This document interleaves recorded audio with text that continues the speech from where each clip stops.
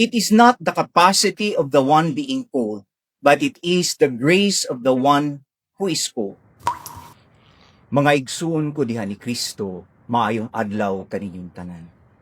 Ako si Wendell Prejoles, Configuration Stage 1 Seminarian, gikan sa Diocese sa Dipolo, ug kasamtangang nagtungha sa Seminaryo Mayor de San Carlos.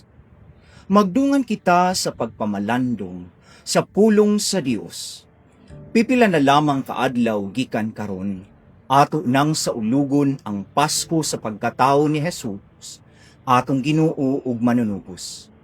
Ang Pasko mo'y panahon sa kalipay ug pagmaya, panahon sa pakighiuli sa mga kabubuton nga nangaguba tungod sa garbo, pagpasaylo ug panahon usab kini sa pagpadayag sa atong gugma ngadto sa atong isig kaingon, agig timaan sa atong gugma ngadto sa atong Dios. Ang Pasko usab mo'y timaan sa dakong paglaom nga ang pagtuman sa kabubuton sa Dios maghatag og dakong kalipay ug ganti nga dili ikabaylo sa labing mahalon nga bahandi niining kalibutan. Sama sa atong ebanghelyo karon nga naghisgot mahitungod sa pagpahibalo sa Arkanghel Gabriel sa mahal nga Birhen Maria nga siya manamkon sa anak sa Dios. Bisan tuod ug naglibog pag-ayo si Maria sa iyang nadungog, inubanan sa iyang hadlok, kahingawa ug kabalaka sa kung unsay mahitabo niya tungod kay ulay siya ug wala pay laki nga nakahilab kaniya. Apan mitubag ug mihatag sa iyang pagsanong sa maong tawa, mahitabo unta kanako ang imong gisulti. Nining bahina sa ebanghelyo, atong makita ug mabati ang masaligon ug puno sa pagtuo nga pagsanong ug pagtuman ni Maria sa kabubuton sa Dios pinaagi sa iyang fiat. Ug ang maong fiat nakapausab dili lamang sa iyang kinabuhi, kundi lakip na usab sa kinabuhi sa tanang tao gikan niadtong higayuna hangtud karon. Ang pagsanong ni Maria nahimong sumbanan alang kanato diha na sa pagtubag sa tawag ug hagit sa Dios sa pagtuman sa iyang kabubuton. Sa atong kinabuhi adunay daghang mga hagit ug tahas diha na sa atong panimalay, sa pamilya, sa eskwelahan, sa atong mga trabaho ug sa atong katilingban. Matag karon ug unya gitagaan kita og mga trabaho ug responsibilidad. Giun sa banato pagtubag kining mga hagit ug tawag sa pagpangalaban.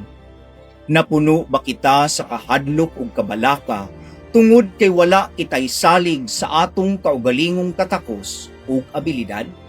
Ang atong kasagaran nga reaksyon mao ang paghimo og self-assessment. Kaya ba nako ni? Kabalo ba ko ani? Andam na ba ko sa maong responsibilidad? Ang atong reaksyon kanunay nagpunting sa atong kaugalingon ug nangita og kasiguruhan nga mahimong hapsan sayon ug hayahay ang tanan. We always focus on our limitation. Mao nga nagdumili kita sa tawag ug hagit sa atong tagsa-tagsa kabukasyon. But in contrast, ang pagsanong ni Maria nagpakita og dakong pagsalig ug paglaom sa Dios, pagsalig sa grasya sa Dios, kinsa mao'y nagtawag og dili ang katakos ug pagkamahimong angay sa gihagit ug gitawa. It is not in the capacity of the one being called, but it is the grace of the one who called. Kay ang Dios man ang nagsugo sa atong kakulangon ug kahuyangon, siya pud ang mupuno.